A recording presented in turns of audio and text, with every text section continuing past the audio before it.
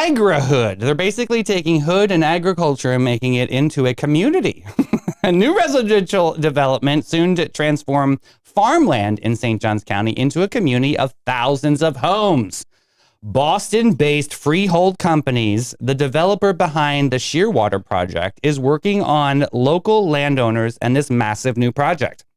The development will span over 2,600 acres on County Roads 208 and 214. That's Bobby's country. Will require rezoning for open rural to planned unit development.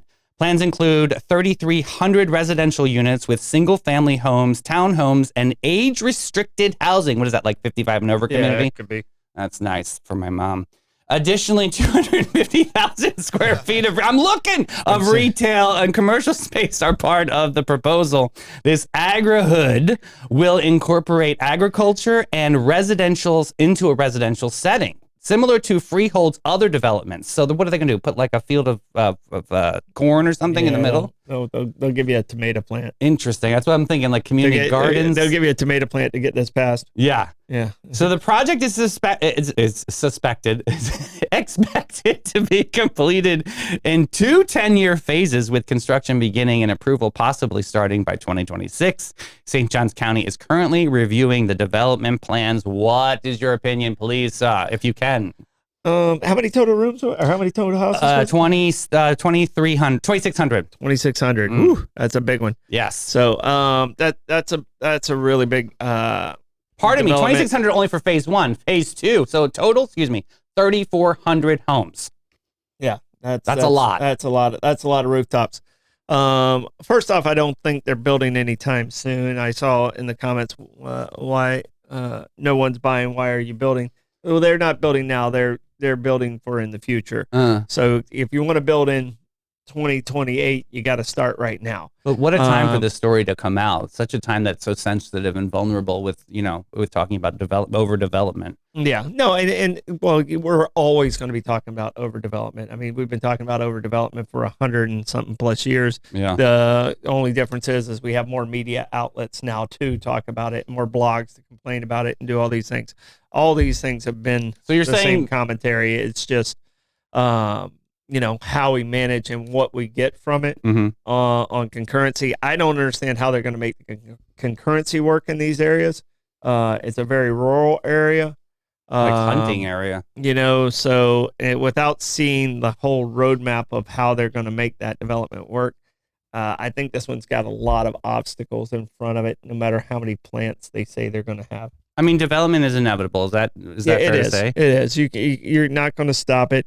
You can control it the best you possibly can and get the best infrastructure for the residents that beat the other ones here. The ones I love is, I've been in Florida my entire life, and I love when I see the politicians that moved here 8 years ago say that they're going to control development when they were exactly a part of the development problem. Right. Yeah. So that actually shined through in this last, that really, really shined through. And I just want to go, okay, do you understand how hypocritical that is? You're not going to stop it. There's ownership rights, property rights, and some of those things. So you just have to control where you can control in a legal manner. So what kind of incentives would a developer need to make it beneficial for everybody?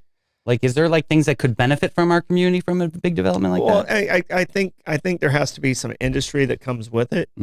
For me, this is from my side. Some industry has to come along with the development at this point, because we have absolutely become a bedroom community, and we're not an industry community, which makes our economy a little out of balance. When we're at industries like at 13% and residential is at 87%, and it should be like 25-75. Yeah.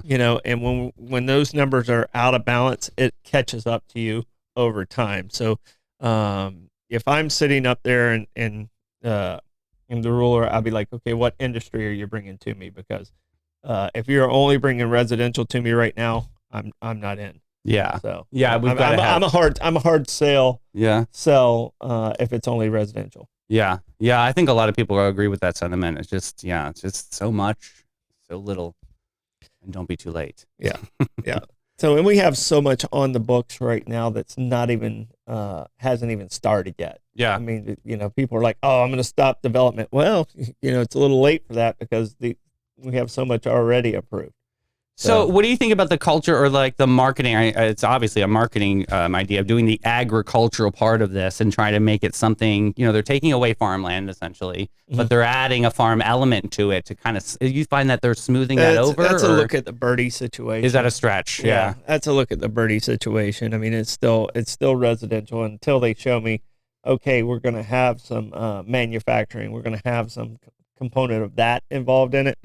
Would a development actually have manufacturing in it? Have you ever seen that before? It's got on the peripheral. Okay. It'd be on the peripheral. Okay. I mean, and that's there's houses that back right up to industrial parks. Yeah. So I mean, we have it all over our county, but I want jobs to come with it, not just Right. them gobbling up our land for rooftops. Right. I hear you loud and clear.